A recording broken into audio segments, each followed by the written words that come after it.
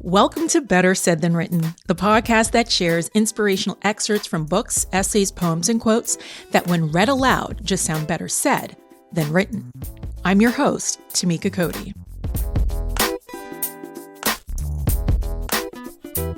Wisdom, experience, confidence.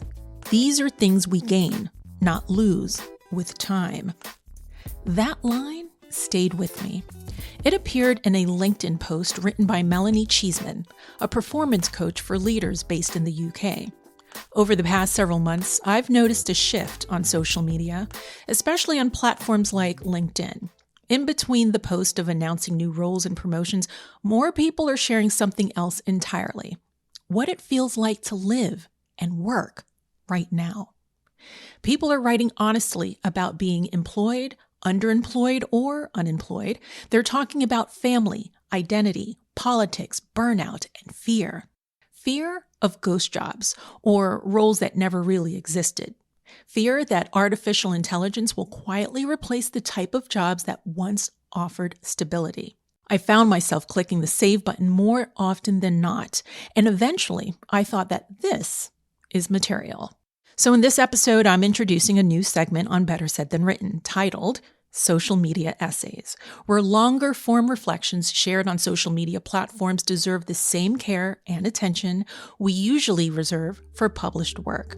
Melanie Cheeseman's post is one of the first that I added to my collection. She reflects on aging in the workforce as a woman, with honesty and clarity, and that stopped me mid-scroll. Melanie writes, "As I approach another birthday that moves my aging needle closer to 60 than 50, one fact stands clear. Why? Oh, why? Why are women not permitted to age gracefully?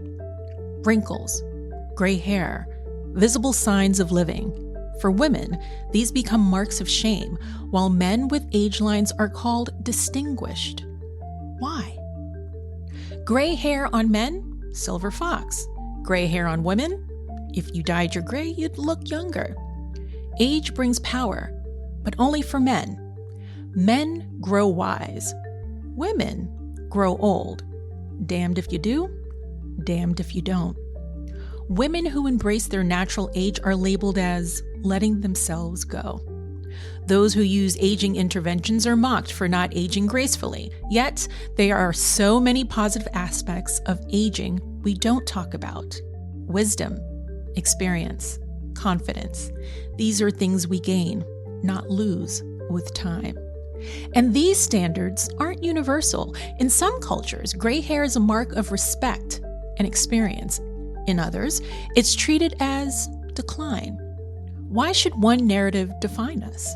Would you rather be told you look great or you look well? Would you rather be valued on how you look or for how you lead, think, and inspire? Would you rather fight the passage of time or every year, every line, every story? It's a foot in both camps for me. I wish I didn't care, but I still do. Youth is a cage, not a compliment. Women are conditioned to chase it. When it fades, so does their perceived value. This double standard isn't accidental.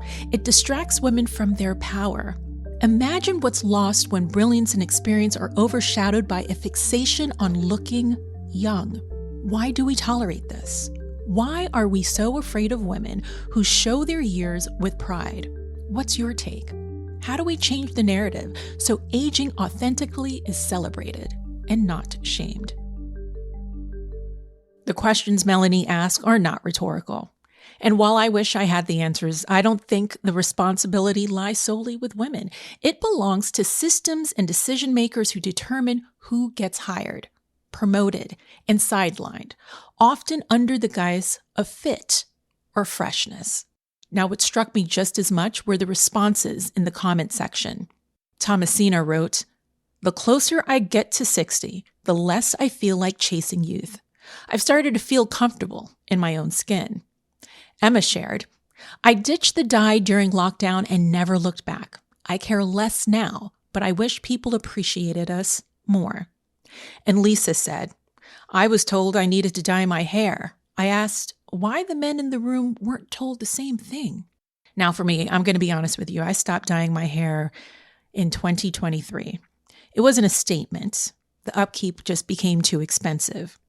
And during my job search, I briefly considered wearing a wig to cover the gray.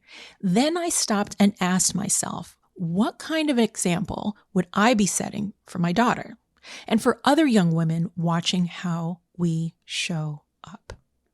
So I made a choice. I chose the gray. And maybe that's the quiet power in this moment, not pretending age doesn't touch us, but refusing to let it disqualify us.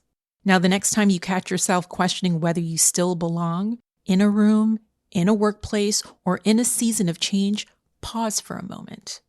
Place your feet firmly on the ground and remind yourself, what I carry now, I earned. Say it quietly if you need to. You don't have to prove it. You don't have to explain it. Just let it sit with you. If the world has taught you to see aging as something to hide, I hope this episode offers a different lens. One that recognizes growth, depth, and strength. Thank you so much for taking the small step to hit play on this episode of Better Said Than Written. If you're holding on to your gray or covering it up, I would love to hear from you. My contact information is in the show notes.